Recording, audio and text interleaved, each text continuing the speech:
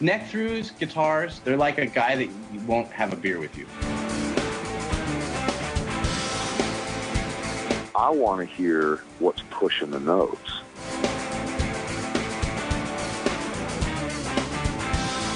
Freddie King and B.B. King, Albert King, and let's not forget Burger King. I don't want to blow my knuckle out. Stainless steel is the work of the devil.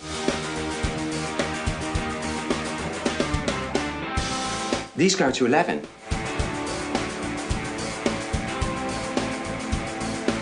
From the East Amplification Tone Labs in Baltimore, Maryland, it's the Amps and Axes Show. With your hosts, Jeff the Godfather of Low Wattage Amps Bober and Mick Marcelino. Well, good day to you, Mr. Bober. Good day to you, Mr. Marcelino. And nothing's ever that easy. That is true. Yeah, unfortunately. I have come to find. I wish it was like, you just put in the thing. Anyway. Right. Thank you to the listeners. Thank you, listeners. We're still getting some good comments. We're getting retweets. We're getting stuff on Instagram now. We're getting more followers. So follow us out there. You can go to our webpage, ampsandaxescast.com. And all the little links are right there on top of the page, along with the Amazon banner. If you click through that and you buy something, it gives us a little kickback. You don't even pay extra. That's right. And there's a PayPal button there, too, if you want to throw something there. But definitely visit the webpage. If you want to buy us.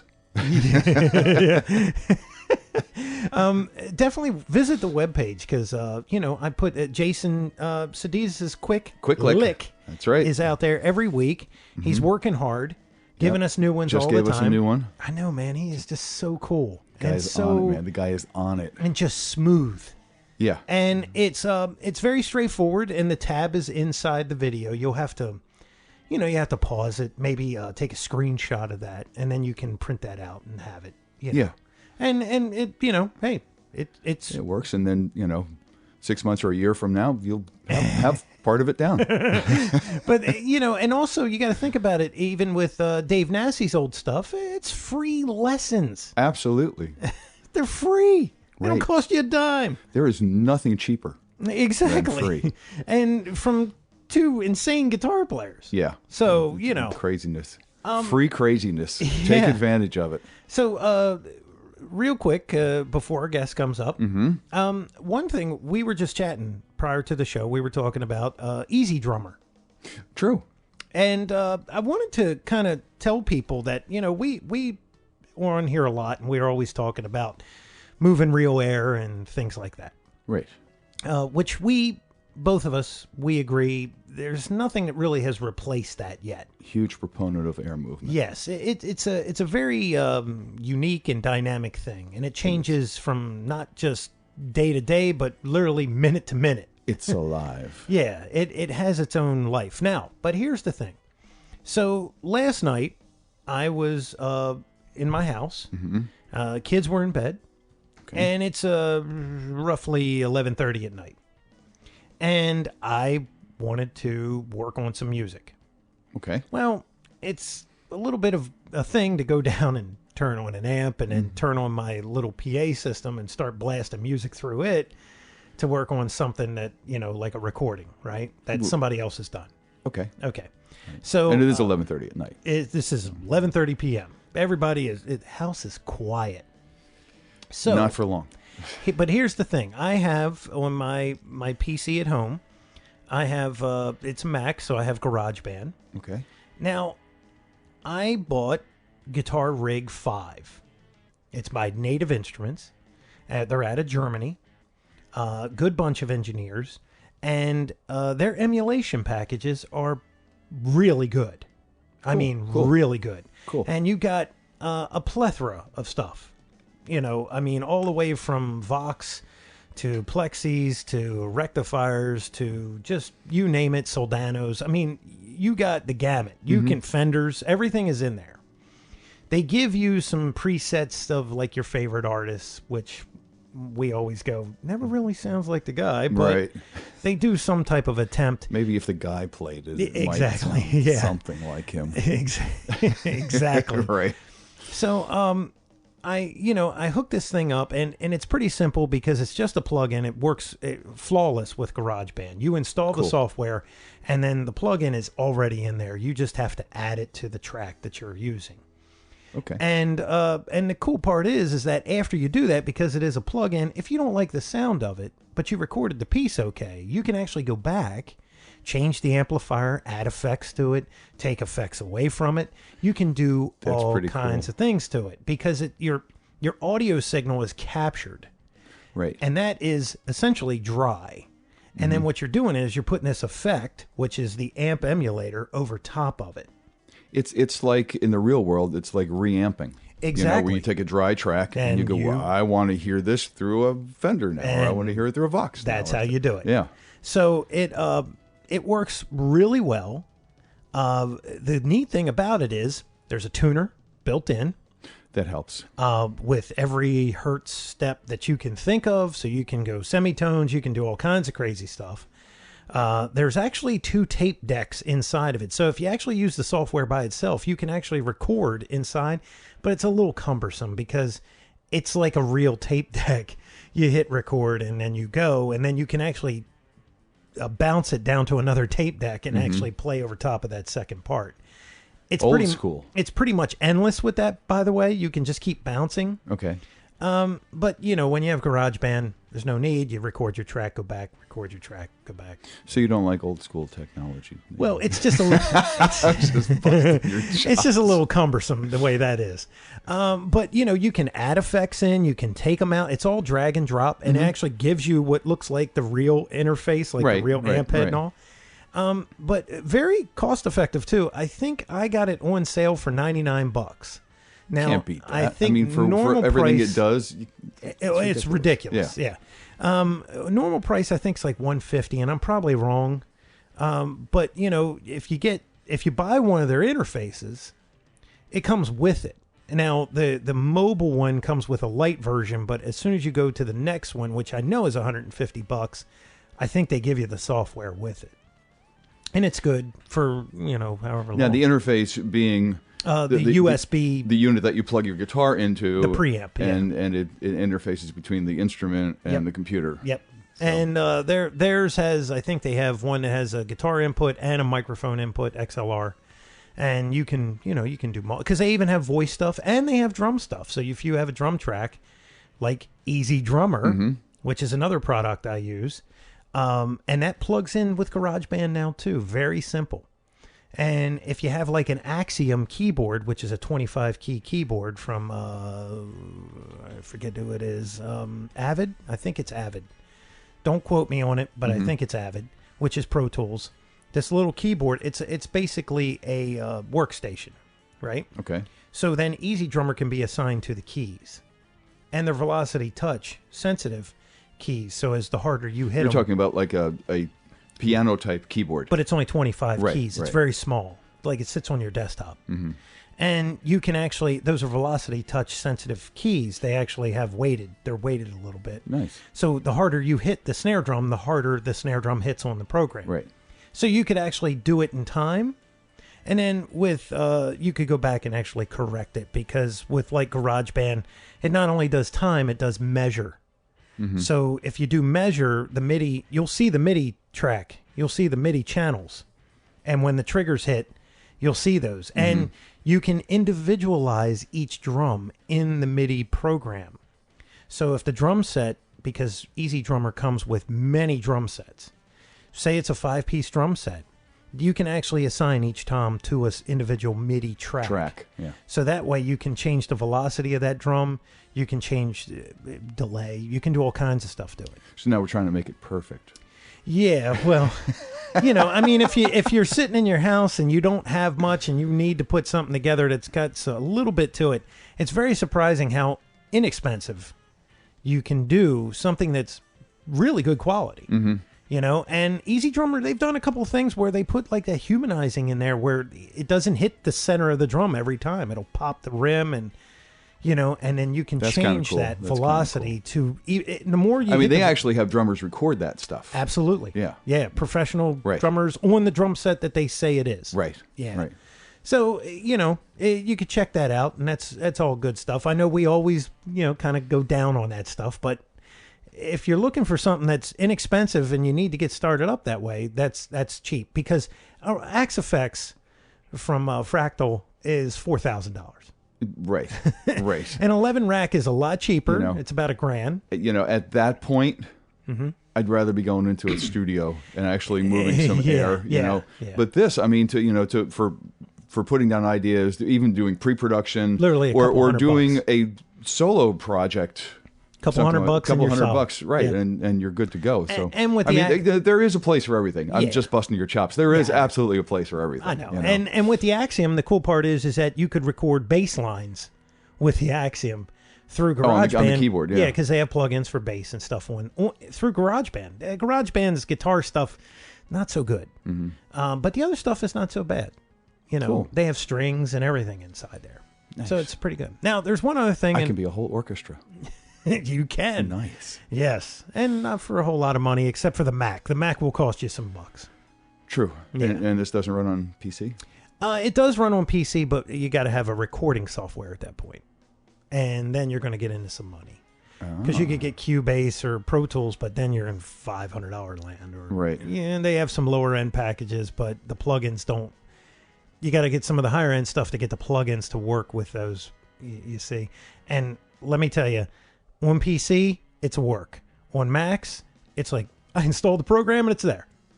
I can't fault that statement. Everybody says that. It's like Mac is just a whole different world. It's because it was designed for it. Yeah. Right.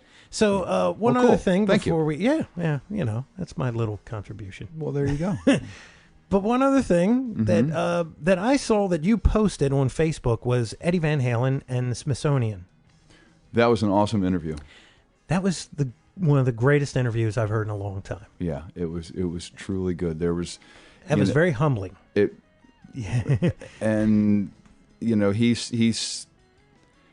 he came across as someone that was very sincere and serious about it, and took the whole thing, seriously. And we all have heard and or experienced that he wasn't quite so down to earth and easy to get along with in the past. Probably the drugs and the alcohol. Well, I'm not saying either one, but dude had some serious habits. Yeah, he even talked about it. Yeah, he did, and he's turned the corner. He's come out the other side, and it's like, man, if you haven't seen that interview, it's on our Facebook page. You know what? I'll post it up on the front page. How okay, about that? Yeah, you can do that too. It's on our Facebook page too. Yes, it's on the Amps and Axis Facebook page. Yeah, check it out. It's really good. It really is. I was very surprised. I thought it was going to be kind of cheesy or whatever.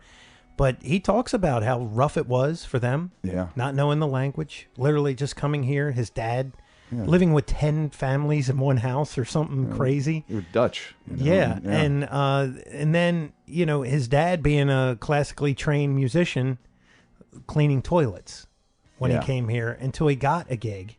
Yeah.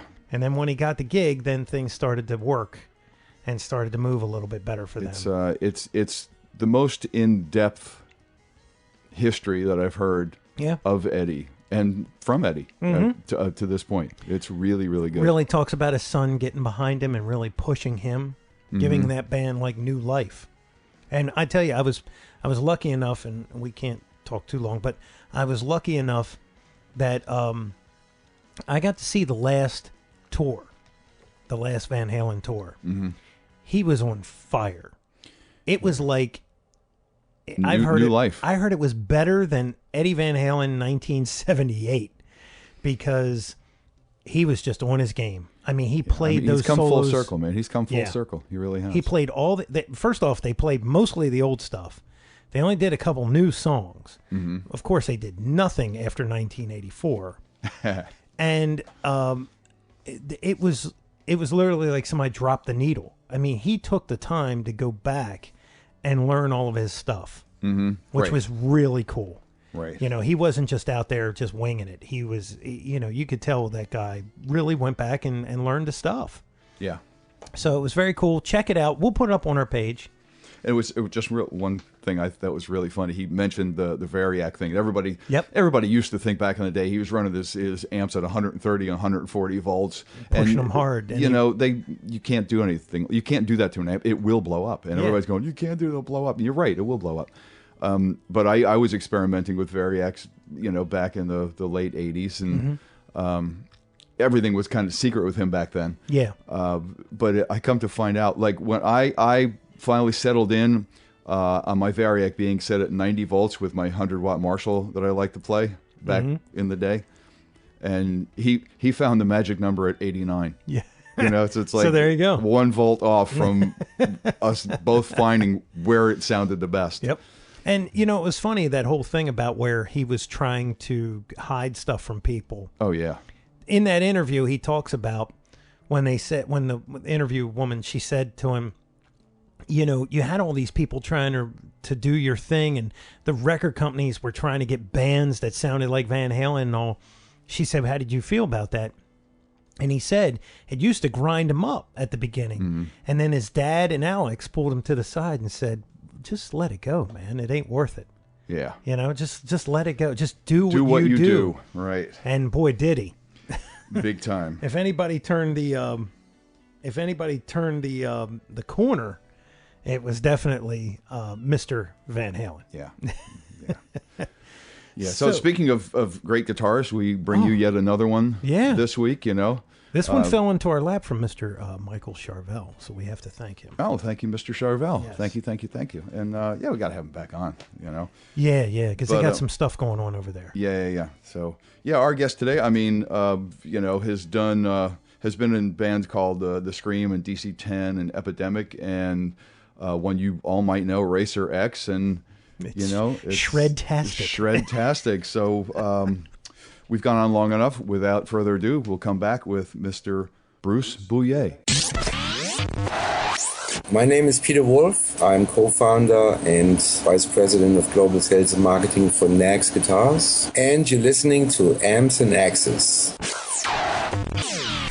And as promised, we are back with our guest of the week, Bruce. And Bruce, for everybody, including probably us that do not know the proper pronunciation of your last name, please give it to us. Okay, it's very easy. It's Bouillet, so it's basically like being at a sporting event. Boo and yay put together. Boo and yay. That's awesome. That's great.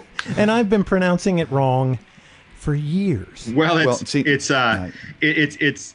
I like it because it's a fairly original name, but it's an odd thing to get used to when you play live and people start shouting your last name because it sounds like you're getting booed. So, well, you know, Bruce got over that. Yeah, Springsteen can live through it. I can. So that's right. He can do it. I can't. Damn it.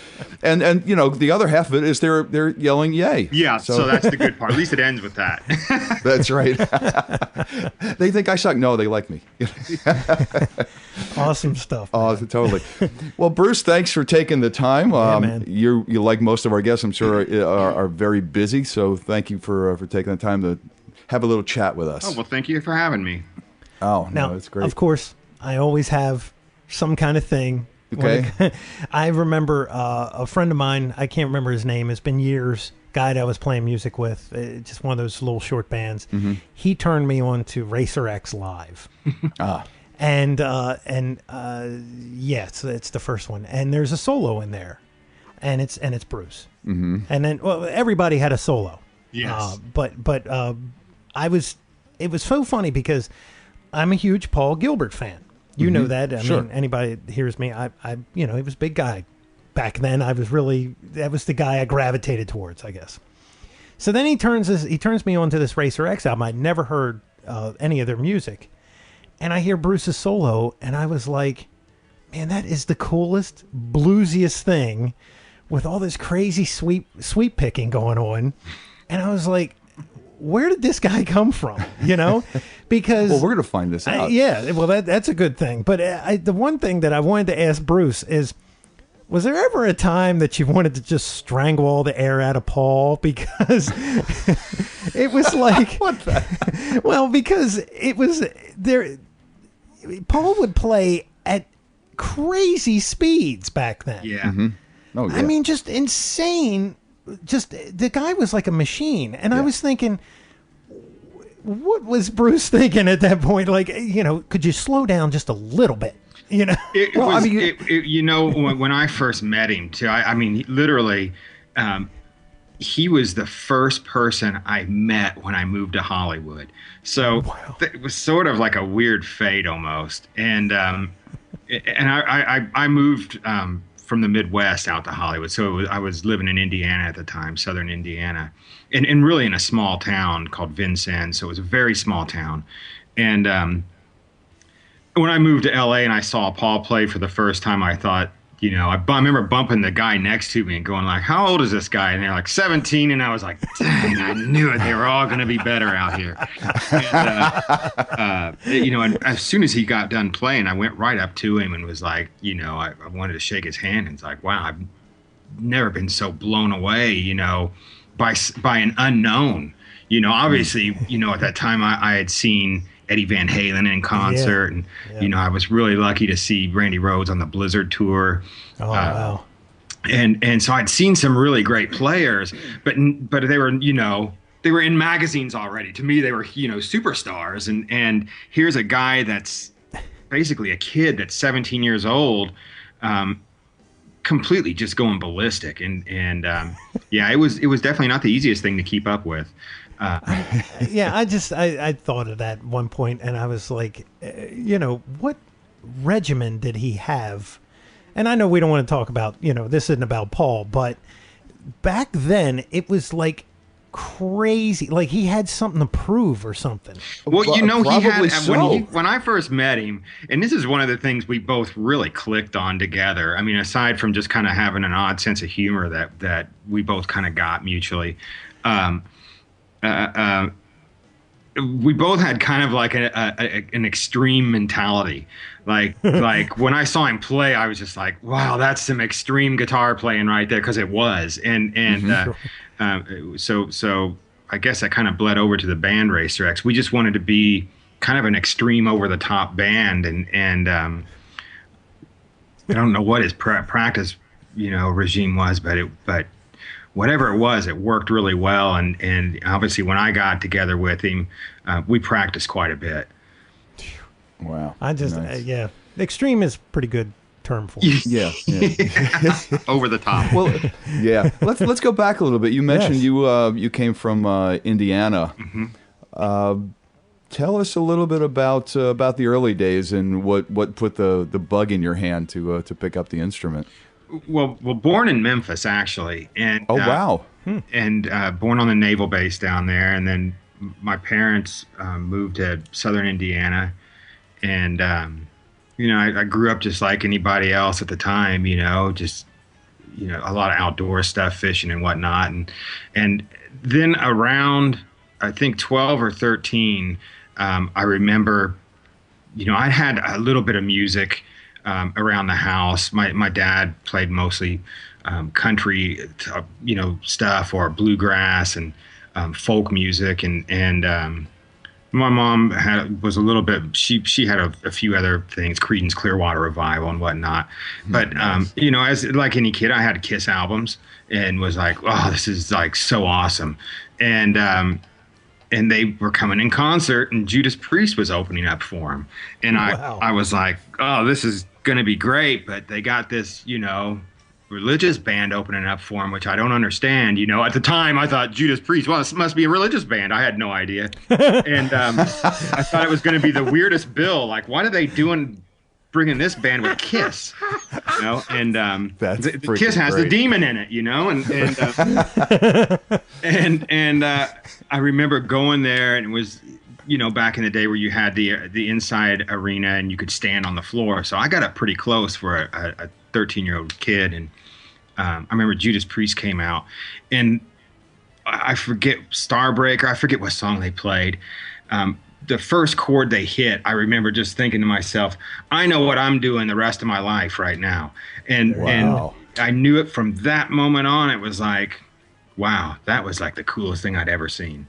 Obviously, Kiss came on. It was great. And the blood and the fireworks and everything else was flying. Sure. So are you a Glenn Tipton fan? a huge Judas Priest fan. With him, and Downing both were like, they were like superheroes to me, just like Kiss. It was awesome, and immediately I got some of their catalog. I remember getting Unleashed in the East, the live album, and great album. I wore that thing out. I love that album. It was kind of like quintessential Priest, and then obviously they came out with Screaming for Vengeance and all that, which was awesome. And it's kind of funny too, because you flash forward and then the drummer from Racer X ends up being the Judas Priest drummer for the last 20 years. But which was great because obviously I got to meet Priest a bunch of times and see him up close and and free tickets. Yeah, so it was it kind of came full circle, but that's what got me into it. My mom and dad immediately saw that, well, this I think they thought it was pretty cool, but they also thought it would keep me out of trouble. And at that point, around 13 is when you start wilding out a little bit. So, certainly it was probably a smart strategic move on their part. And so I got my first guitar and amp around 13 and immediately just dove into it, and I wanted to be in a band so bad, and I remember seeing some friends at high school play, and it was like unreal. They were playing like Kiss covers in the basement, literally basement band. It was like, oh my god, if they can do it, forget about it, I'm in. And that was about it. I got really fortunate in my town.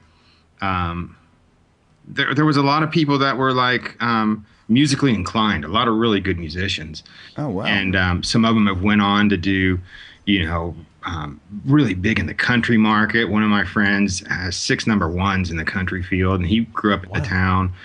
Kerry Kurt Phillips. Nice.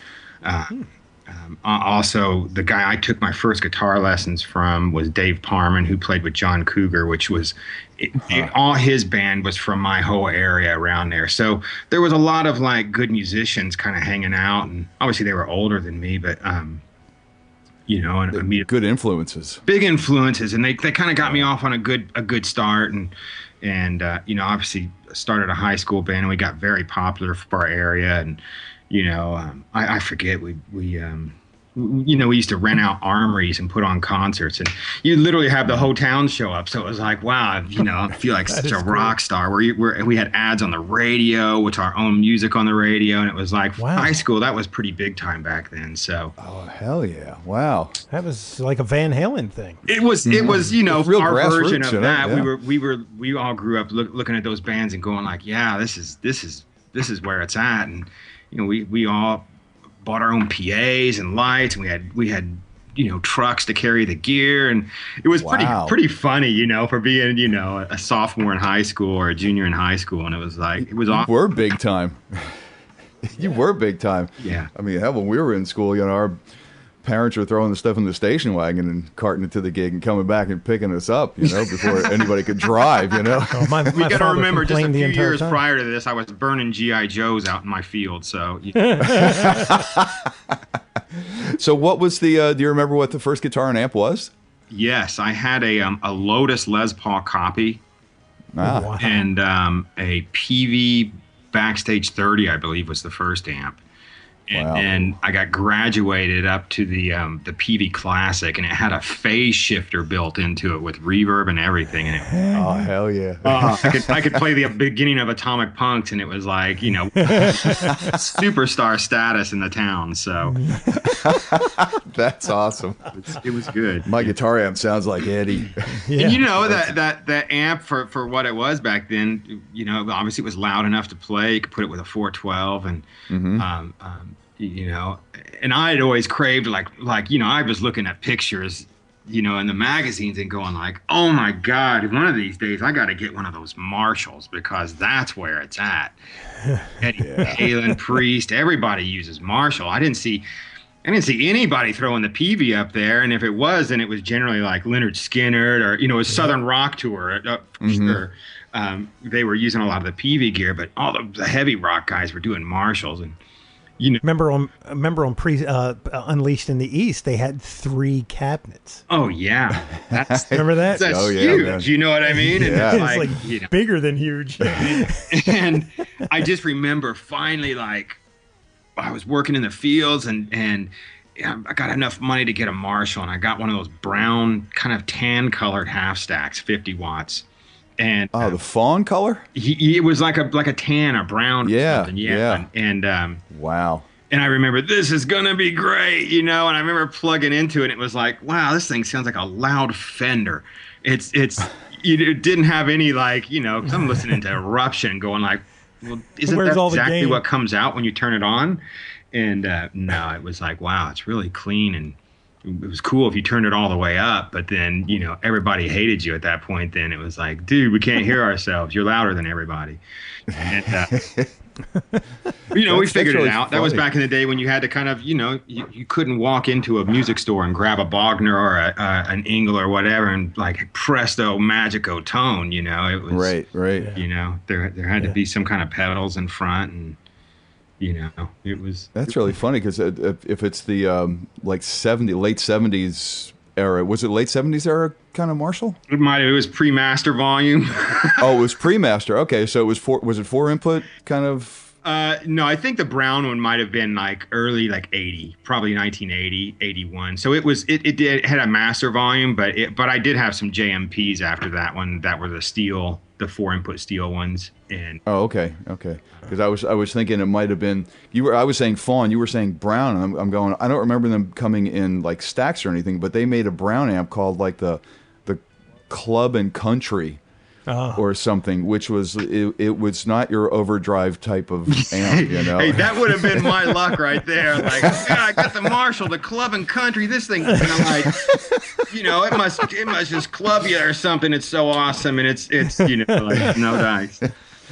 Yeah, that's when you buy a Telecaster and change the music you're playing, you know. Yeah, I hit the country wedding circuit and exactly, kid. Now let me ask you, Bruce, because you said that you were too loud when you turned it all the way up. There was a period in time, weren't you guys using Metaltronics amps? When we hit Racer X at that point, Lee Jackson actually he modified. I took my brown Marshall to L.A. where I had it shipped out, and Lee modified my Marshall, and then I actually switched. I sold it off and got a 100-watt because I thought the 100 watts were a little crazier. But yeah, Lee, right before he started Metaltronics, was modifying heads, and he modified both Paul and R's heads. It's the ones we used to record the Second Heat album for Racer X. They were really pretty ferocious sounding heads. Mm-hmm. You know, it's kind of funny that you think of him, and you know, the next guy that I came across before he even began to have a company was Reinhold Bogner. Modified a bunch of Marshalls. He used to modify people's Marshalls out of his apartment in Hollywood.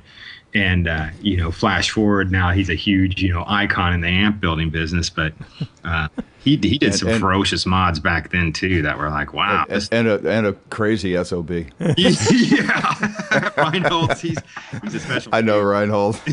He's a special dude. I love that guy. Special, that's a word I hadn't heard used with him before, but that's a great one. He's awesome, man. He's, you know what I mean? He really is. He's one of those, he's an originator, man. I think I said this on the air. I'm not sure. Maybe this was in private, Jeff. But there was a local music store by us that got one of those Metaltronic heads in one day, and I went up to the guy and I said, "Man, Paul Gilbert uses these things. I want to test it out." And the guy goes, "Well." He goes, "Where do you play?" And I said, "Well, I just play locally." He goes, "Yeah, you can't use this amp." And I was like, "Why?" And he goes, "Well, we'll turn it on, you'll see." And it was the loudest thing I've ever heard. I was like, "That's ridiculous." Yeah. I'm like, "Where do you use this?" Yeah, that's straight to the arena, and you nowhere else in between. Exactly. Well, what? I mean, we're into LA now. What brought you from Missouri, Indiana to LA? Well, I obviously after high school, the band was doing good, and we were regularly playing out all the time, and I was just like, we got to go to LA. That's where it's all happening. Nobody's going to find us out here amongst the cornfields right now. This was obviously pre-internet and all that. So, yeah. you know, it's like, to me, it's like, well, you got to go to one of the big cities, and I'm looking at like New York, pretty cold in the winter, Chicago, pretty cold in the winter, L.A., we're talking paradise, and it's like that's where all the metal bands were really coming out of, and for at least kind of the L.A. metal scene was more West Coast, so. And I'm sure East Coast had their share of it too, but what we were kind of getting was the West Coast thing. It was reaching us at the time, and so they didn't want to move, and I did. So I came out by myself and quit the band, and you know, my mom and dad had the big talk with me, like, "What are you going to do with your life?" You know, and rightfully so as parents, you know, sure. What are you going to do? And I remember I was looking at Guitar Player magazine at the time, and there was an ad for MI, and it was just kind of a weird coincidence because they looked at, and I'm thinking in my head, they're never going to go for me saying I want to move to LA. And then I looked down at that, and it's like a school for guitar in LA. I go, I want to go to this school for guitar in LA. And then, you know, my mom and dad were like, well, if it's a school, I guess that's okay. And, cool. Holy crap. And I was just like, oh, I can't believe it, man. That's so awesome. I get to go to a school for guitar playing in L.A. And that'll get me to L.A. where I can, you know, then proceed to find the next level of players. And basically that's exactly what happened. I flew out. I met Paul the first day. He became my private instructor at MI. Wow. Oh my God. And so once a week, I would hang out with Paul for a half hour, and we would work on some things. And then what was really another coincidence was he lived on the block on the other side of where I lived. So I was his last student of the day. And so we would walk back, you know, together, hanging out and just kind of talking about stuff, and sort of became, you know, friends at that point. And the whole time he was showing me stuff, I was just woodshedding it, you know, like, watch this. And really it sort of came that one day where he had the guy would have a full room every day because he was just, you know, the guy was just killing people at that time with his playing and was on fire. So his room would be packed. And he saw me walk by one day, and he goes, "Hey man, come in here, sit down and jam for a second." And I was like, all right. And he had just been working on this one sort of like string skipping, sort of really like out at the time, like a pretty intense sounding thing. And it just happened to be that he had showed me the week before, and I'd worked on it. And he sat down, and we just sat down and started playing this thing in harmony. And everybody in the room just sort of like mouths drop. And wow. Even myself, I'm thinking in my head, that was the luckiest maneuver I ever pulled in my life right there, because, you know, I sat down and played this impossible sounding thing at the time, and we harmonized it perfectly in sync. And even Paul was like, wow, that was great, you know? Wow. And it was like a couple days later, the guy handed me Street Lethal and said, "Hey man, you want to come jam in the band?" He goes, "Learn this." And I'm just like walking home with a cassette of Street Lethal going like, I'll never get this gig. It's, you know, I can't figure out any of this stuff on here. And guy was incredibly cool. And, you know, anything I couldn't figure out, oh, that's just hard to hear. This is how it really goes. Oh, that's just hard to hear. This is how it really goes. I'm like, wow. All right, maybe I'm getting a gig. Right. Maybe this is not as complicated as I think it is, you know, because sometimes when you hear things, amongst other things, you think more is happening than it actually is. Absolutely. Absolutely. You know? And it's so deceiving, even with a lot of the new bands nowadays. Obviously I like to look at a lot of the new stuff, and sometimes it's hard to tell until you see what's going on. It's like, oh, it's actually fairly easy. There's a lot of stuff going on around it also, but yeah. But yeah, it was interesting, cool. and literally I fell into some of the best players right there at the beginning. It was, you know, I mean, look, we had the lineup when I joined ended up being myself, and then Scott Travis on drums, and Juan Alderete on bass, who, he went to the Mars Volta and played with them, and Deltron 3030, and, you know, Scott played with Judas Priest, and then we had Jeff Martin on vocals, but he also was an incredible drummer who went on to play with Badlands and Michael Schenker and all these other people. Oh, wow. And obviously Paul on guitar and then me on guitar. I was just like, man, this is awesome. This worked out pretty nice right now, and immediately we started selling out clubs, and it got up to where we were selling out, basically about 1,000 seats, which was pretty awesome. Totally. Yeah. And their singer was a lot like Graham Bonnet. Yeah, he was. He very Graham Bonnet-ish, kind of Rob Halford-ish. Yep. It was in that kind of vein, and it just took off really quick at that point as far as the club scene around L.A. and San Francisco, and I remember calling my friends back home and going like, "Man, you guys have no idea. It's so easy out here, man." And, I just want to like kick myself sometimes and go like, I can't believe you said that, but it just seemed so easy at the time. How long had you been there at that point? Literally, I was. This all kind of transpired under a year. And wow. And not only that, but we started showing up in magazines, and my mom and dad were just like, I can't believe this. And all of a sudden, here I am getting in. And they're right.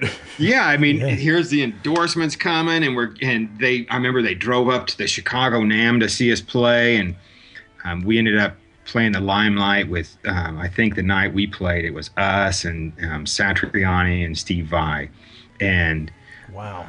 And my mom and dad were just like, I can't believe it. He actually went to L.A. and is doing something. And I think they had faith, but then again, as any parents, it's there's 1,000,000 to 1 shots. And I think you can have all the faith you want, but at some point you got to wish for a lot of damn luck too. Exactly. And well, the first day he met Paul. Right. And then he started taking private lessons. How many people make that phone call and go, you wouldn't believe how easy it is out here. Not many. Nobody I know, I know made that phone call. Yeah, that is cool. But in reality, it was it went very quick. The whole band only lasted 1.5 years for me, and wow, and that was it. So a hell of a mark to make in 1.5 years. It was kind of a funny thing, It was. And we went out at the very top of our game, which was kind of interesting because I remember we played the Omni in Oakland, California, and it's a very nice theater, an old theater, but it was sold out, brimming, and it was like, you're talking maybe 1,200 people sold out, and it was one of those shows where people had the big signs and stuff and had your album covers up in the air and had the cloth made with, all your names hanging over the balconies and stuff. It was pretty hardcore fans. And I remember right before we went on, we all kind of knew that this was the last show. Wow. And because, Had you talked about it? Well, we went through a little bit of it, and we knew that we'd all kind of came to the realization that this was about as big as we were getting. Mm-hmm. And none of the major labels were going to bite on us. And we had showcased for a bunch, and, there was either one reason or another. I think we all started seeing the writing on the wall, and then Paul got the offer to do the Mr. Big thing. And, I thought it was a logical move on his part.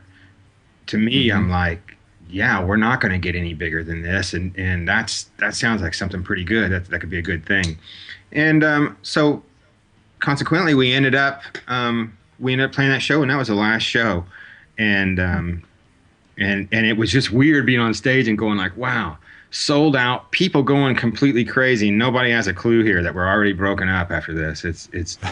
It was an odd ending to the chapter, you know what I mean? But in a kind of a cool way, because we didn't have that whole the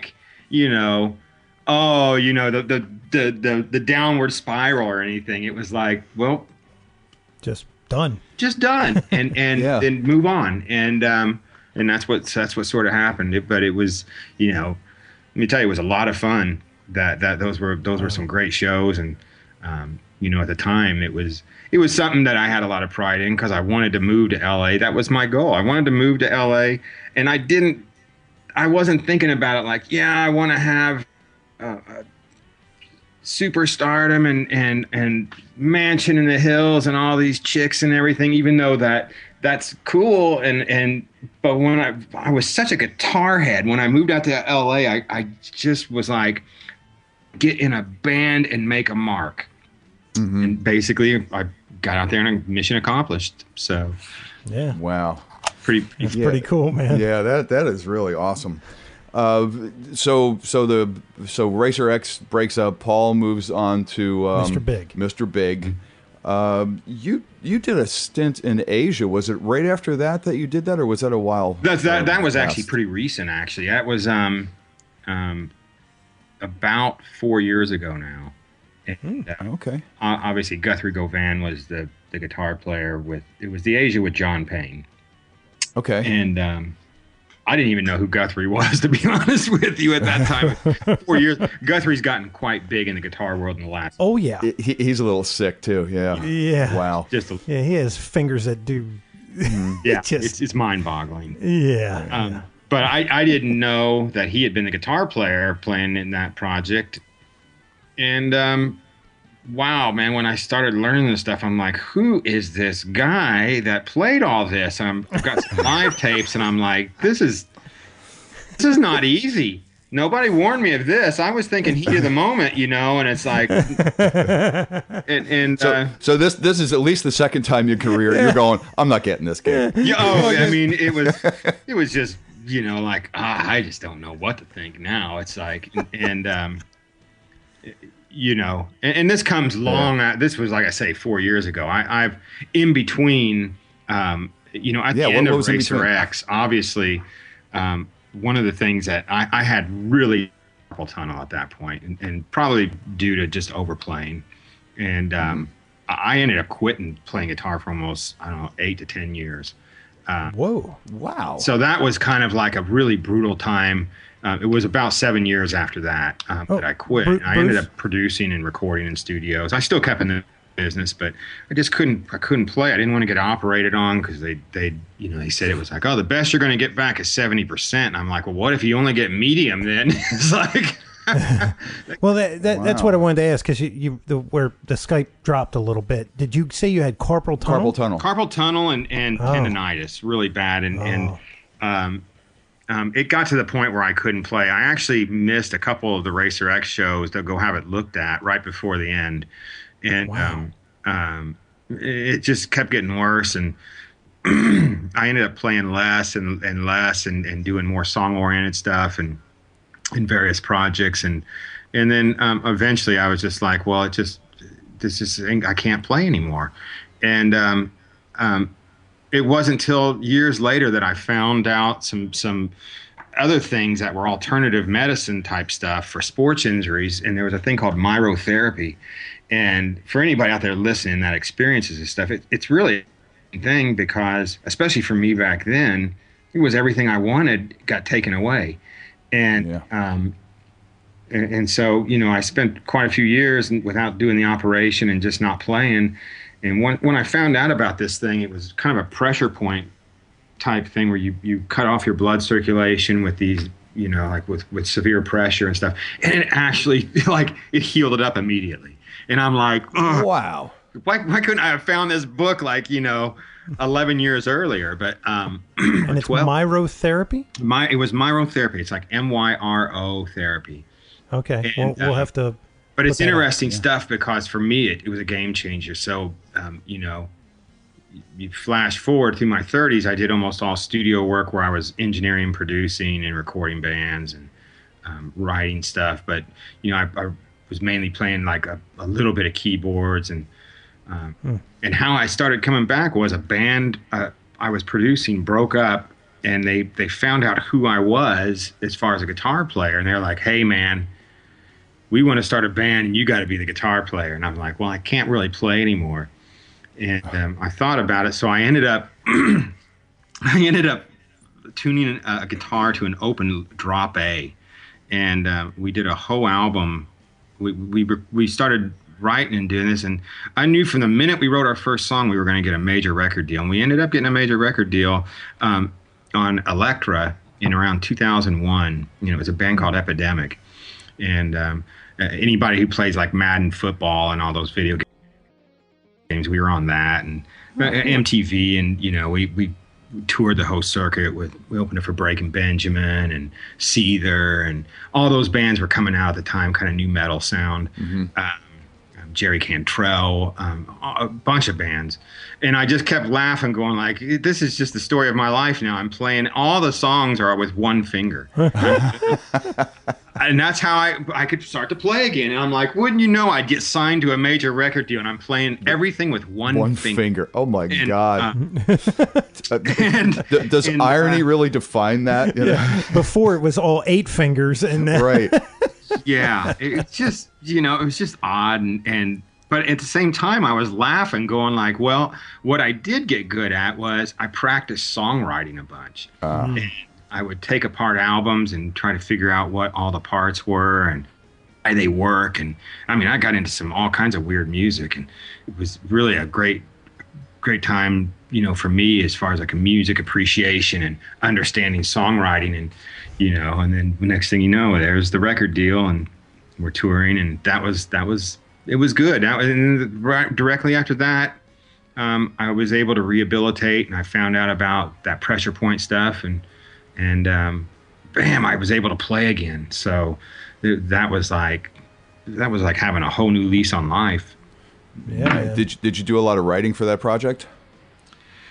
For the Epidemic Band, I did all of it. Myself and the drummer wrote everything, and neither of us were really singers. That's really funny, because you have guys approach you, go, we want to start a band, and we want you to be in it, and you're going to play guitar and you're going to write all the songs. Right.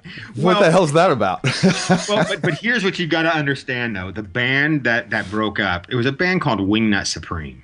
Okay. And they were a punk. And it Wingnut Supreme. Awesome. I know, what a great name, huh? And they were all Cajuns, and it was awesome because, obviously I got a French background, but these guys were hardcore kind of French Cajuns, and they had grew up around the early dance scene, where it was like the club scene, where it was underground. So they had this weird influence. It was like they were playing stuff that's like kind of current now. You know what I mean? In the last, like all the electronica stuff that's been in for the last 10 years.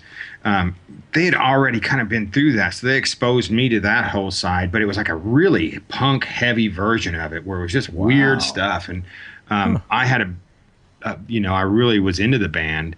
And so when they approached me, it was like, they were just about to get signed, and something happened. They broke up. And so I was actually pretty excited, because it was unique. That's something that I really like too. I'd rather take a chance on something unique than something that's been done a bunch of times. And sure, it was interesting to me. So, but yeah, it is kind of funny. Now write everything. So, right, we're going to start a band. You write everything. But the eye opener was, and probably one of the coolest memories that I have of the whole thing is I remember sitting down, and we used these old Tascam cassette 4-tracks to do the demos. Nice. And remember them well.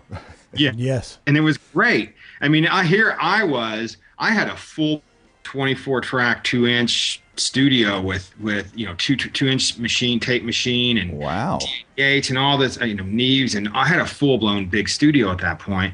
And we were sitting in the corner with a 4-track cassette making the demos, just because it was so convenient and quick and easy. And I remember I had an old MPC 60 we were doing the beats on. And we would just put one track of beats down and play the open string guitar, and then add a bass and a vocal. And I remember the first thing we wrote, I literally remember sitting down and listening back to it, and we were like, me and the drummer were like, we're going to get a pretty sizable record deal. You could just tell immediately that it was like there was something there. And interesting. That is cool. Super exciting once again. It was another one of those points where it was exciting almost as like when I met Paul. It was like, wow, this is cool. This is cool. Wow. Yeah. So that was a lot of fun. Minus the carpal tunnel. Well, minus the carpal tunnel. That's when it started I started to get a grip on it then. And obviously it was still bad at that point, because I was playing with finger. That's how I got around it. But it was shortly after that band broke up that I got my right to play again back, and I was able to rehabilitate the whole thing and not have a problem at all anymore. That's so awesome.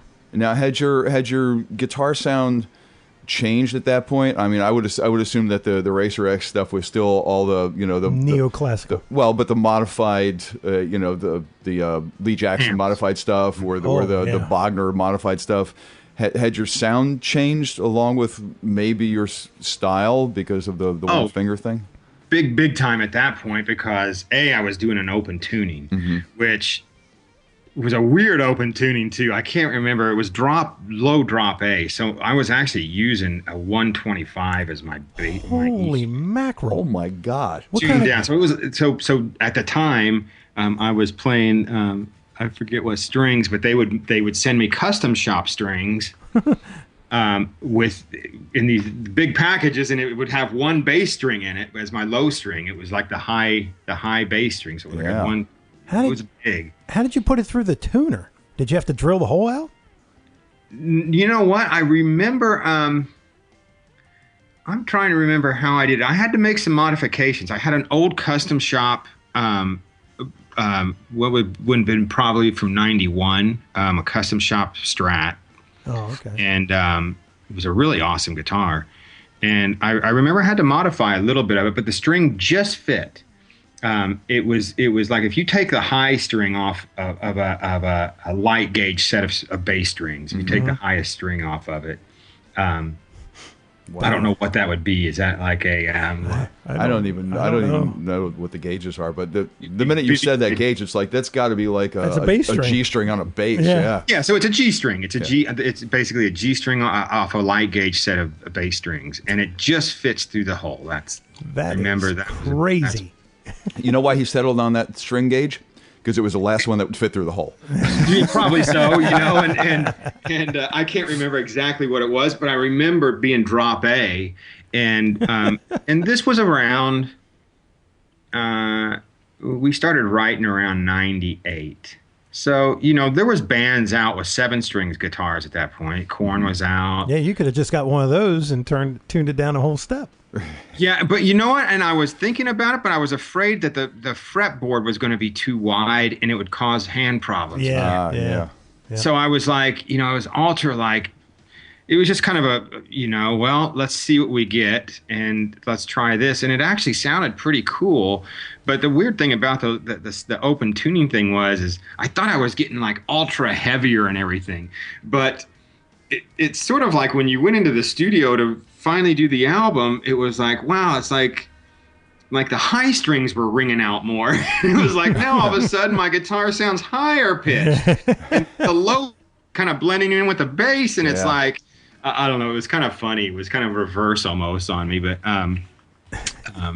it was cool. And I think amp-wise, I settled on some Ecstasies by Bogner. Oh. And I'd known Ryan Holt for years, and I went over to his shop, and I knew that the Bogners were really good amps, and so I ended up using a couple of the Ecstasies for touring and for recording. So still a lot of gain, a lot of overdrive. Very much so. Yeah, it was very high gain, and I think I was using a stack pickup in the single coil.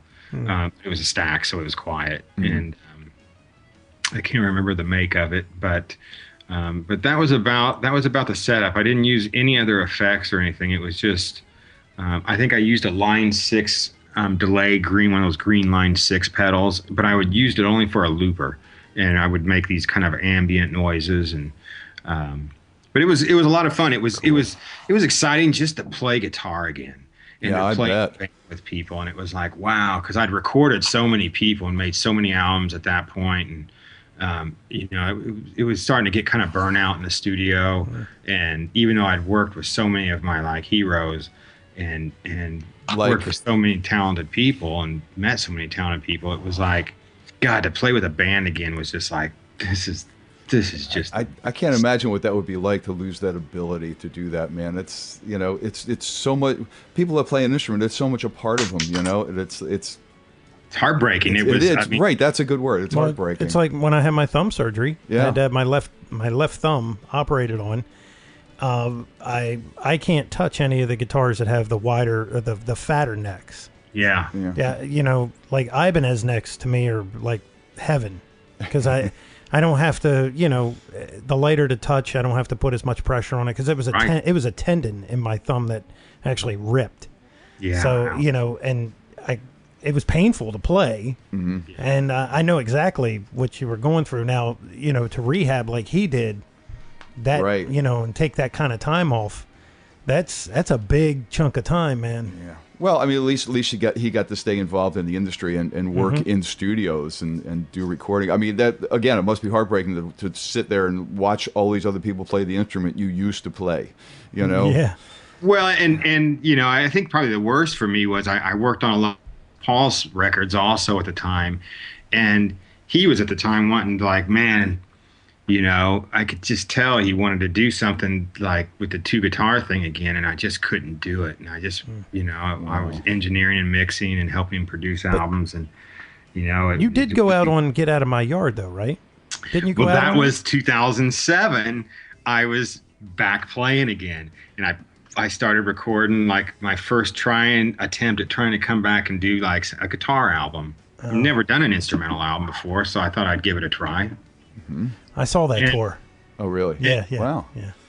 And literally, Paul calls me up and like, "Hey, man, you want to, you know, come jam, and we're gonna do I heard you're playing again. I heard you can play again, and you know, do you want to come do a small tour with me?" And I'm like, "Yeah, man, that'd be awesome." And is that when you did? You did G3? Well, it was only going to be Japan. Oh, and I think an Ibanez party and a few LA shows, and we had a really good run over in Japan. It was a 2.5-hour show, so for me, I was like, wow, you know, I was panicking, and I'll admit right now, you know, Paul has the most patience in the world, because here I am still rehabbing my hand. And still just starting to kind of come back and play this stuff. And I get 2.5 hours of Paul's music to learn.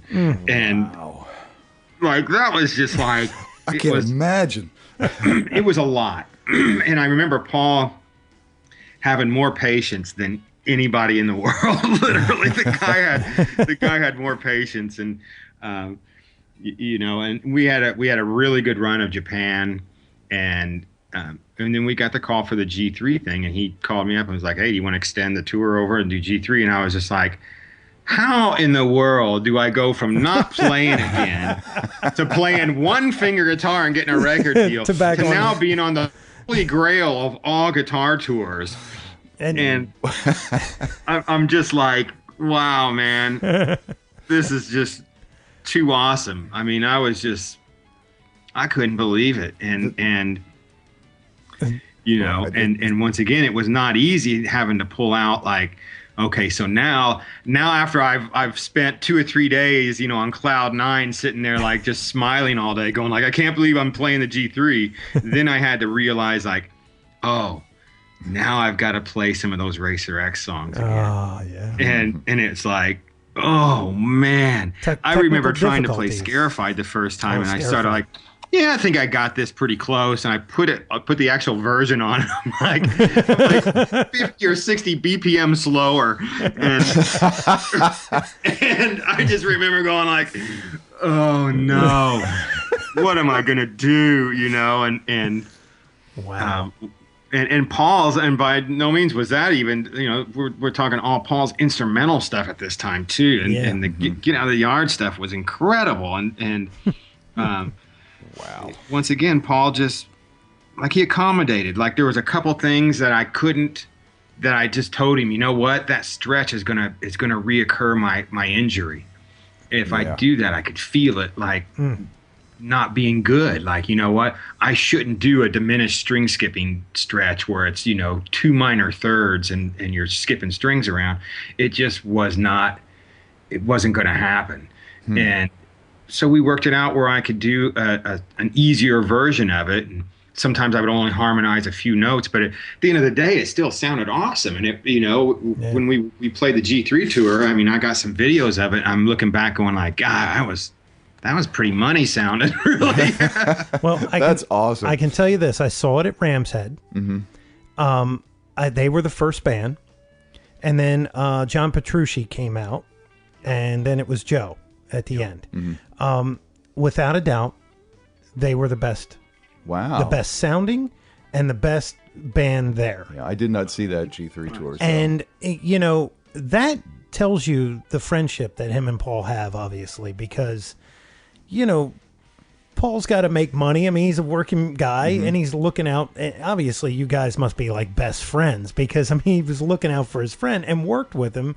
Where, right, just if so it was, accommodating. Yeah, I mean, when you're in a professional band and you got to get things going, there's not a lot of time to go, well, we'll work around this. We'll rework everything. Yeah, right. But that's pretty cool, That's man. awesome. Yeah, or take a chance, like what's going to happen mid-tour or something, or is he going to actually be able to pull this? Because so far, we're not all the way there yet. And, man. It's like, I'm a realist, man. There's a lot of incredible players in this world, by no means... that friendship is pretty strong, obviously. Yeah, and I think also some nostalgia too, because at the shows, it was big. it was cool because I don't think a lot of people knew who I was when I came out. Obviously, I had really short hair on that tour. Yeah, it didn't look like him at all. Yeah, most people didn't recognize me until he announced who I was, and then we went into a couple Racer X songs, and really that tour, I mean, I've played some big sheds, and I've played in front of some big, outdoor festivals that are pretty numerous in people and pretty responsive. But the G3 tour, there's something about the love you get back from that audience that, are basically a room full of guitar players. Exactly. There's a lot of crossed arms. You know what I mean? It's a guitar players tour. Yeah, exactly. It's, the love that you got back from the crowd on those shows. Oh yeah, was just different in some way. I can't explain it. It was just it was so heartfelt, and it just was like, it was awesome. And obviously to be around, Satriani and Petrucci and Portnoy and everybody who was involved. There's so many great names on that tour, and it was just awesome. Really, I mean, it was one of my favorite tours, favorite memories for sure. Now, you want to hear, I guess, like, it must be like the battle scars of Racer X. I mean, Paul has a hearing problem. That's why he wears those cans, isolation cans on stage. So, I mean, both of you really got kind of injured over your years. Now your hand has gotten better, but, he has to wear those things to protect his hearing. Well, I just blame it on the Metaltronics and the Bogners. Well, that's exactly what he said. He said it was, all those giant stacks behind him for years. Oh, yeah. And just took its toll on him. Yeah, Paul didn't wear earplugs at all. And I started wearing earplugs around 22, 21. Oh, wow. Yeah. And I just thought I liked the sound better that way. The cymbals weren't so in my ear. That's what kills you. The cymbals are harsh, man. And we were loud. I mean, back then, you see pictures of us back in the 80s when we played. We had 3 cabinets high, 3 wide on each side. They were all plugged in. We didn't know that people used dummy cabinets. Wow. We're like, no, they all got to be plugged in and working if you're going to stack them up there. Oh my Lord. And so we actually, we used power amps, and at that point we were using power amps and SVT, Ampeg, what were they? V4Bs. V4s and V4B heads. Wow. And I forget, what was that preamp thing, MP1, the ADA. MP1s, yeah. I was using like a tube screamer in front, but they were all plugged in and loud. So, and Paul kept touring with Mr. Big a lot, without it. So ultimately, without it, definitely caught up with him on his hearing, which is so sad because, it's like a musician's worst thing. Well, sure. It's like you say, my hand thing, I finally figured it out. It was crushing, but I figured it out. But the hearing thing, it doesn't come back. Yeah. That's... And ironically, it's like Pete Townsend. And when Paul puts on the white jumpsuit with his beard, he looks like Pete Townsend. Oh, I mean, yeah. If you've ever seen him and it's the craziest thing. him and Billy and Portnoy go do the Who that Who thing every now and then. It's like unreal when you watch him. It's like watching Pete Townsend. That's great. It is the craziest thing you've ever seen. I have not seen that. That's I'll have to show you some videos. That's great. Oh yeah. I have found that you can't do the windmill with a Les Paul, because the damn switch is in the way. I hit it every time I try to do that. It's freaking ridiculous. But G3 Tour, what kind of gear did you go out with them? Because I'm sure you're you guys were a little more responsible gear wise. Well, and I'll probably have some hate mail for this one coming in, but I wanted to comply and like I'm going to use what Paul uses because he's letting me be on this tour, and so I'm going to use some Laney heads and amps. Okay. And I'm going to use an Ibanez, even though I did not endorse Ibanez anymore.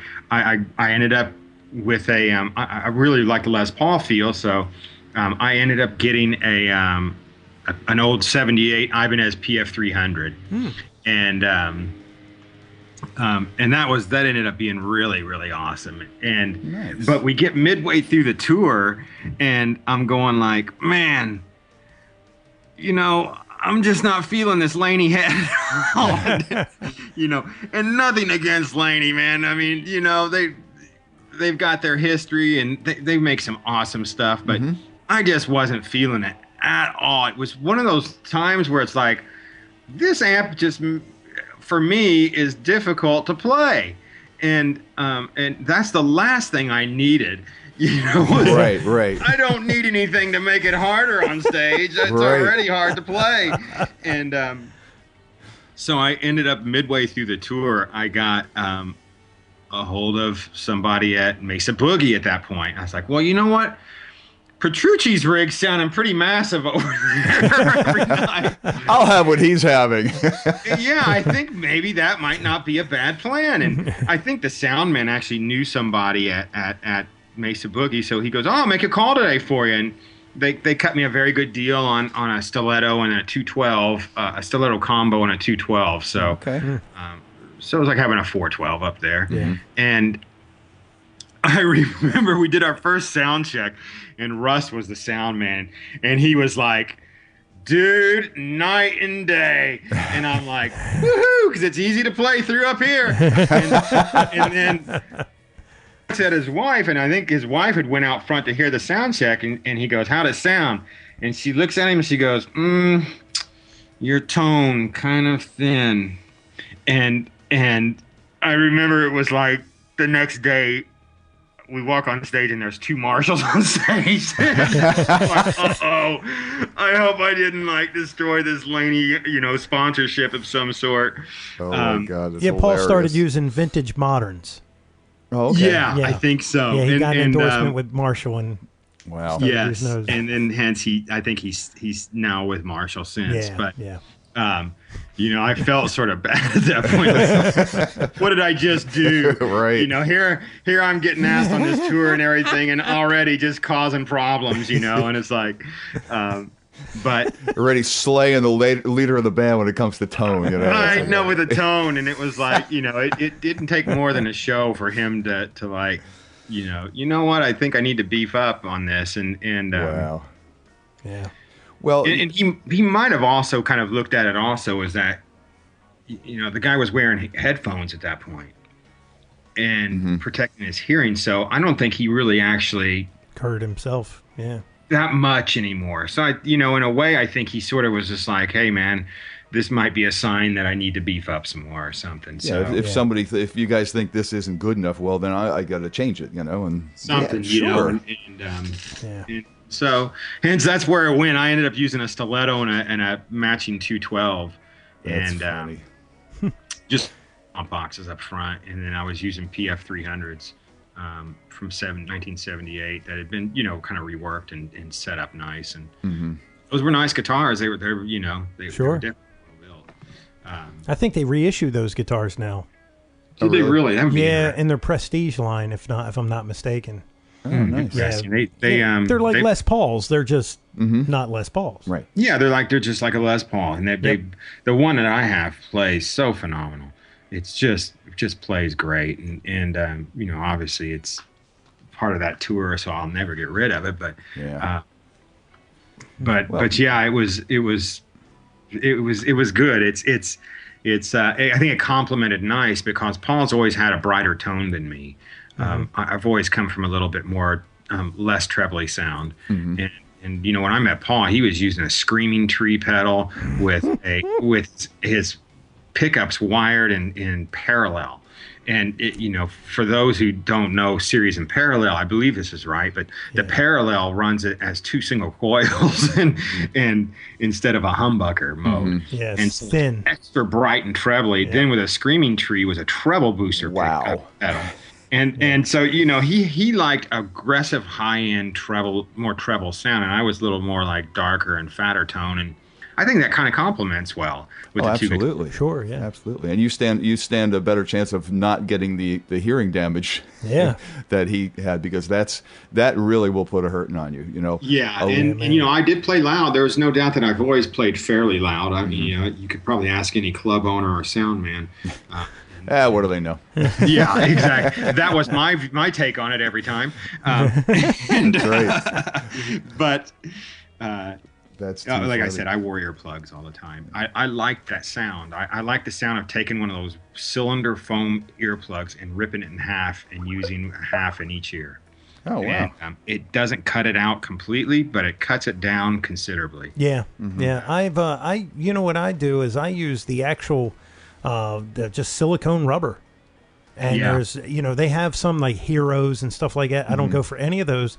I just plug up my ear, literally plug it up, and it just takes off enough, and I hear it right through my forehead, and it's perfect.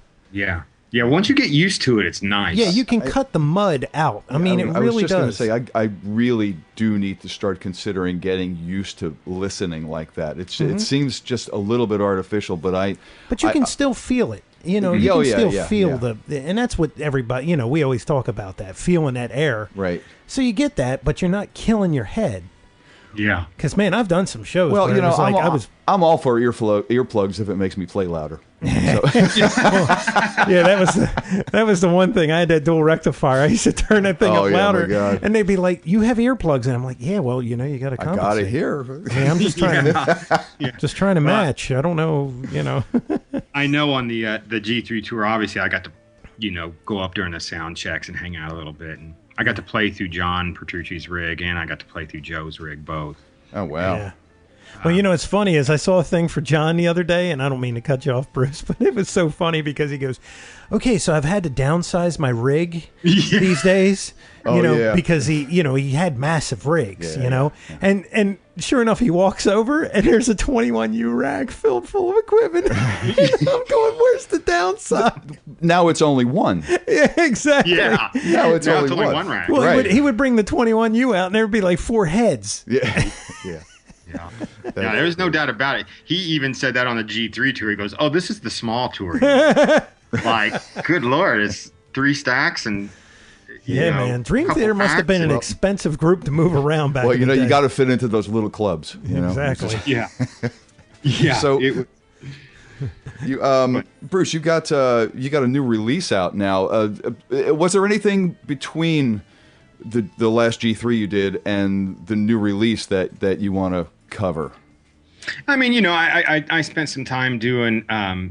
I ended my sold off my studios around that point. I did a track with Motorhead in 2005, and it ended up getting the Grammy for the best rock category.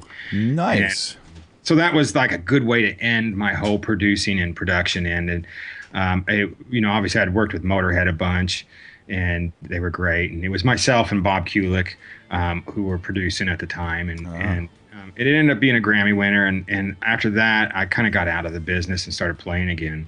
And I kind of did my first solo record.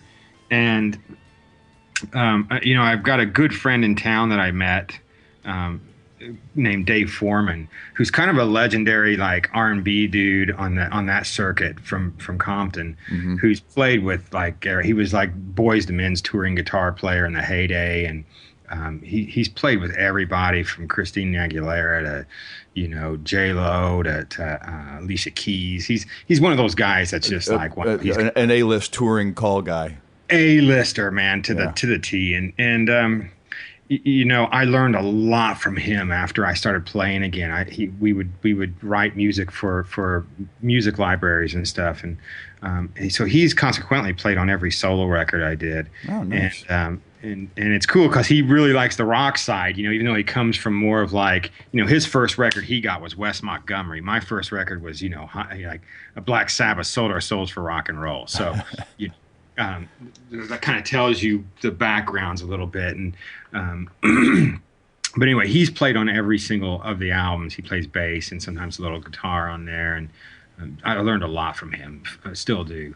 Nice. And but that's basically what happened. I started doing a couple solo records, and you know, obviously I've worked on a bunch of other stuff for TV and film, and you know, that kind of keeps some of the money coming in to be able to afford to do records, and sure, which is good, and it keeps the wife happy. And you said you were doing some soundtrack stuff. Do you like do that in a home studio thing, or do you go to like do you work at like Sony Extreme or something? No, it depends on the project. If it requires, you know, real caliber type, real drums and stuff like that, obviously we'll go cut it at a you know, somewhere like the Village or somewhere nice. Okay. You know, wherever in town that's got a good studio. And then generally the rest of the stuff you can do at home nowadays if you got some decent preamps and, you know, some speakers. And my thing is a lot of times with guitar, especially now. On some of the last releases I did, I would cut guitars direct and then just reamp them at a studio to save money. Nice. And you know, that's kind of a common thing for people nowadays. You know, you got fractals also and Kemplers and all that, and Kemplers or whatever it is. You know, those are really sounding pretty decent too. Got to admit, they have a good sound, and so the convenience gets easier and easier at home. It does, and I got to tell you, you know, we always touch base on those types of modelers and samplers a lot, and you know, with a lot of our guests. And I gotta say, the majority of the guests, if they have their druthers and if it's available to them, they will always opt to go move some air in a studio somewhere. Absolutely, you know, and there is a difference. I mean, as coming from a mixer standpoint. I mixed something not too long ago that had a fractal on one side and or the Axe Effects 2, I believe what it's is actually called, and then I think the other side was a diesel amp, which is a pretty ferocious amp. Yeah, it is. Yeah. And I think they used some kind of tone matching to get the same tone out of the fractal. And honestly, it was really it sounded like it, but it produced a different kind of air movement from the speaker. You know, it just there's just two different elements there completely. And was it bad? Not at all. It actually sounded really good. It was very clean and tight. But yeah, if the you know. If I'm recording, I'm probably going to want to go in that direction. Although, you know, that brings us to an interesting point because I'm getting ready to do a couple new albums right now, and I'm very close to going in the studio. And my first solo record was a lot more drum machine oriented stuff, and you know, I got kind of slammed for doing that. But these next albums are going to be a little bit more modern mix with both of them. I like that sound a lot, but I don't want it to be completely just machine driven. I'm not 100% into that. I mean, I am. It's cool, but not for my own taste. I like organic stuff. And, you know, the fractal thing, if you approach it as being more of like, you know what, I want this to be kind of a modern, more different sound than what an amp would give me, then it can be kind of interesting. You know, I guess it's the take on it. If you're definitely accustomed to doing amps and playing traditional like a rock or metal or anything like that uses a high gain type sound, you know, obviously the amp has a certain mojo it's pushing air. Right. And but then, you know, you have the elements where, well, now you've got to push that air into a 57 mic or whatever you're going to use on the you know, on the recording chain. And, you know, from an engineering standpoint, if you move a mic like, a 1/16 of an inch one way, the sound completely starts to change. Yeah. So, you have your lucky moments where you can just basically kick a mic in front of the amp and it's like, hey man, that's the magic tone. Or you could record for hours and then it's just not the same as being in the room with the amp. That's always was the hard thing to try to do. Match. It sounds good in the room. How come it's not coming through those little tiny speakers in the studio and sounding that big? Right. Yeah, exactly. Yeah.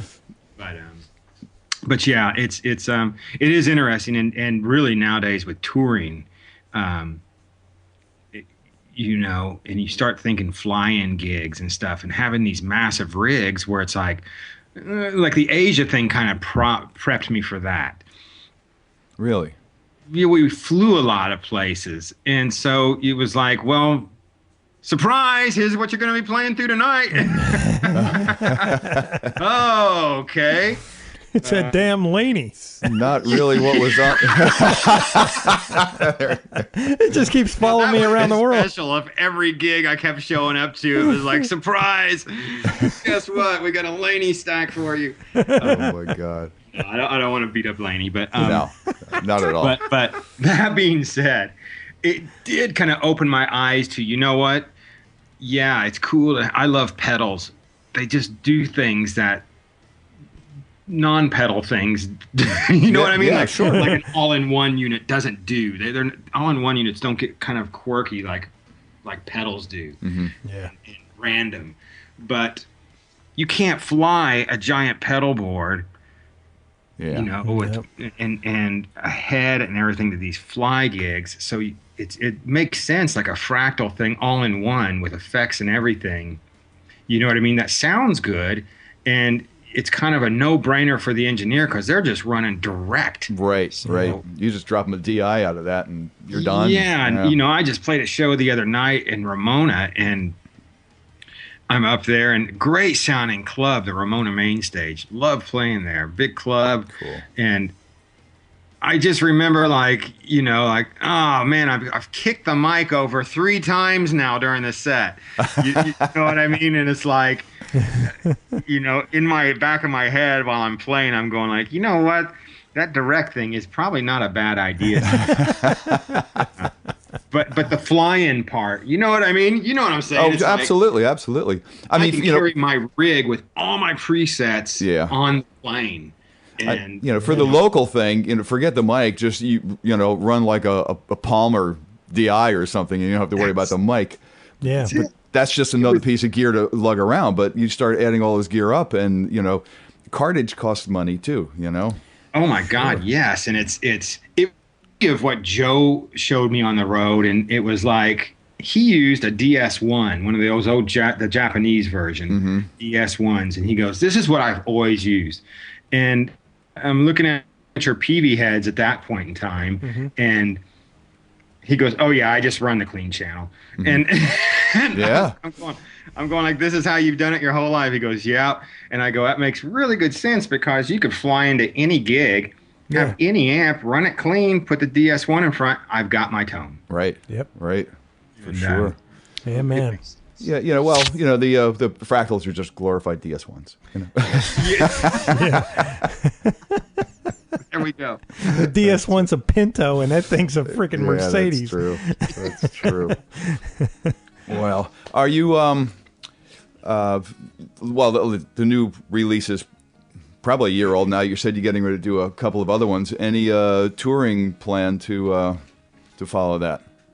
Well, I've got a touring band right now, which is Mike Hansen on drums and Greg Marr on secondary guitar and Matt Beal on bass. We've been doing some shows, and that's been going very well. Cool. I'm not really in the position yet to jump out and go like, "Hey, let's go conquer the U.S. again. Who's jumping in the van with me?" Even though I'm 100% into that. I love that. You know what I mean? It's not realistic for everybody. And certainly, there has to be a certain amount of interest and financial stability when you go on the road. Sure. But after these next 2 albums, I'm certainly going to be doing some push toward that direction. Obviously, I got an instrumental album that's going to be coming up, and a vocal band that's going to be coming up. That's really interesting. Oh. And then, obviously, I got some small things already booked. I'm going to do the G4 camp with Animals as leaders, and Guthrie Govan and Joe Satriani. Toshi. Yeah, that's going to be. When is that? That's, I believe, the end of June. So that's going to be a lot of fun. I'll have new material, and I'll get to go there. And I always have a hoot teaching there. And there's a lot of other people on the bill. I know. Yeah, the one guy from the chief editor, I think, of Andy Horde or something. Is it Ellis? No. Andy Aladort. Yeah. Aladort. Yes, Yeah. thank you. I just looked at some of his stuff. What an unorthodox playing style that guy has. Good very player, cool. man. Oh my God, he's insane. He's like Hendrix. Yeah. Very cool. And then plays you with got Dickie Mike Betts. Neely also there, who's very, God. unique in his own right also. And just, you're surrounded by, look, you're going to have Tosin and Javier there. And both those guys are just beasts on guitar. And obviously Eight string, right? Doesn't he play an eight string? Because 6 isn't enough. 6 isn't enough. Right. No. 7. And I like it. It's interesting to be around people that push the envelope of guitar. It's always been something that fascinates me. And Joe is, you can't like, for me, Satriani, it's the guy's so cool. There's just something about the guy that, like, it's well beyond just the guitar playing, because everybody knows the guy is like a boss on guitar. He always has been. But just like the guy emanates like I don't know, good human being. I don't know. You know what I mean? He's like just a cool dude. No, that's Here's my take on Joe Satriani. He's not, I don't want to say he's a shredder, because he has a very unique style of playing. He's fast, but he's not, if you put him up against some of the guys back in the day, even Bruce, it's just like, he's not crazy fast. But he was probably one of the only instrumental guys that really took it for an entire career. Big time. You think about it, and the guy has sold millions of albums. Oh my God, yeah. The word that I always use when I describe him, like, I saw the G3 with Satch and Vi, and it's teacher and student, Absolutely, there. But for me, I prefer Satch, and the word that always comes up for me, for the reason I prefer him, is melodic. And dynamic. And he's just a very melodic player, more so than Vi. Vi's a monster too, but Yeah, Vi's on a different plane. Man. He doesn't miss. I've seen Joe play a lot of shows, and it's like, I saw 27 in a row, that's for sure. And I really walked off of that whole tour.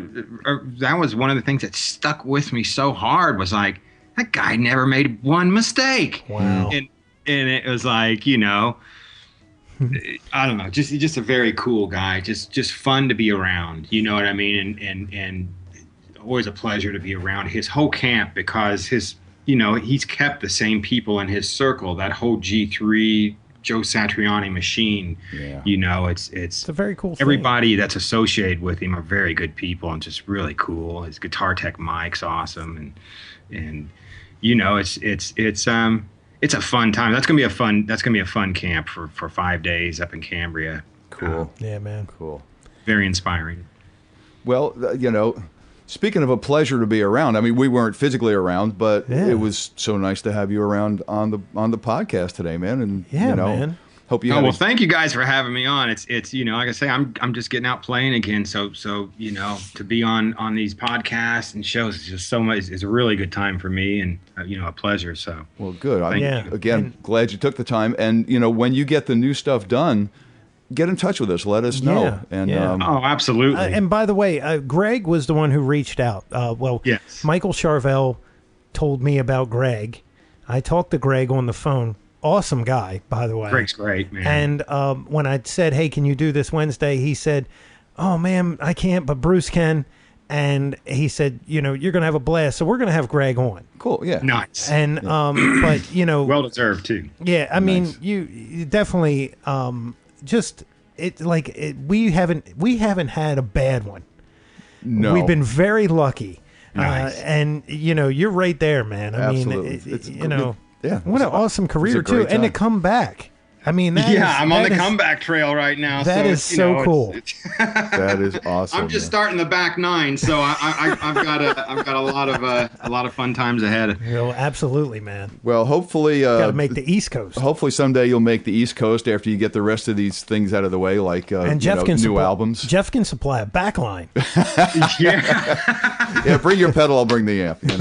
All right, I'm going to hold you to it. You should. You'll love it. Yeah, man. So, Bruce, again, thank you very much, man, and we'll let you know when this thing is up, and you can put it out to all your friends and family, and best of luck on your comeback and your healing, and God, so happy to hear that you were able to get the digits all working again, man. Yeah, that is so great to hear. Like we always do, we're going to link out to all your stuff, your webpage, everything. Yeah. Awesome. Yeah, Thank you we'll put guys it all so out much, there. man. It's been a pleasure. Well, good. Thanks for being with us, and have a great rest of the day, and much continued success, Bruce.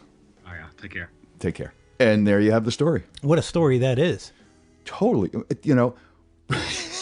And I did in less than a year. Boy, you wouldn't believe how easy it is out here. Are you freaking kidding me? And I don't want anybody look. When I said, "Did you want to strangle the air out of Paul Gilbert?" Maybe my joke didn't come across correctly, but it basically like, "Are you kidding me?" Who you walk in, the first guy you meet, Paul Gilbert. Yeah. I mean, it's like, "Hey, can I spar with you, Mike Tyson?" Right. In 1985 at your height. Yeah, that's like, I'm just going home to Indiana. I mean, could you imagine that's the guy you meet? It was like when we were talking to Richie Kotzen, when he said the first guy he met was Jason Becker. It was like... Exactly. Exactly. And it's like, I'm sure ultimately scary. Yeah. But extremely fortuitous at the same time. It's like, what a friendship they struck up together. And they just, something clicked between them. Obviously, a lifelong relationship. And how freaking cool is that? That is very cool. Yeah. Because, Paul Gilbert had huge status, but Mr. Big was a huge band. Mm-hmm. With that, with their ballad and, they were a big band. Well, I mean, when he met him, he was 17, right? Yeah, he was Racer X, that whole thing. But when sometimes people turn into jerks. You know what I mean? When they get that big status. But he never turned his back on him, man. Right. And that's a cool thing. Right, and had enough faith to go, hey, let's go do G3 and let's play 2.5 hours and I hope it comes out okay. And not destroy your hand. Yeah, and just have enough faith in him to go, come, you can do this. Come on out. Yeah. Yeah, very awesome. Cool. Very cool stuff. Yeah, that is awesome. Well, Bruce is obviously a very cool and great guy, but, that says a whole lot about Paul, too. So, they're probably two peas in a pod. Yeah, you can kind of... I've seen enough interviews with Paul that I can kind of get the sense that they probably very much alike. Yeah. So which is cool. It's very cool, man. And, the whole studio thing and all that's pretty cool, too, because he was touching on the whole fractal... Oh, absolutely. Absolutely. And that's how we started the show off, so. It was. Kind of ironic. Right. So, until next time, my friend. It's got you. I am Mick Marcelino. Damn right. And don't go changing you. Damn it, and you. I'm still Jeff Bober. And we are saying... Onward.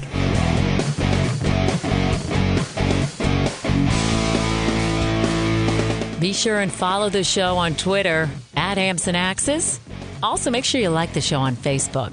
For news, comments, and everything else, visit the webpage, AmsonAxisCast.com. Thanks for listening.